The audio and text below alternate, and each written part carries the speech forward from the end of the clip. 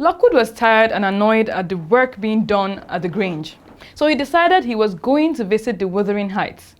As soon as he arrived there, it began to snow.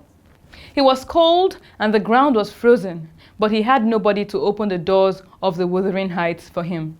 Then he started shouting for the old servant, Joseph, to let him in. And thankfully, a young man opened the door for him, and he was glad that the kitchen was warm. As he stayed in the kitchen, he saw a young woman who he thought was Mr. Heathcliff's wife.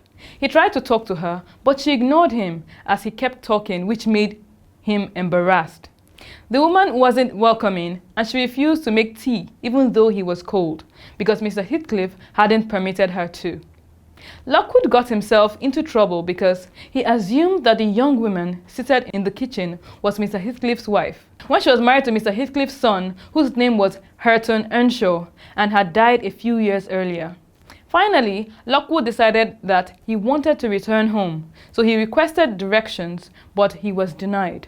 All Heathcliff was concerned about at that moment was his daughter-in-law taking care of horses. Just as he was about to leave, the cook, Zillah, offered to take him so he could spend the night. See you in the next class.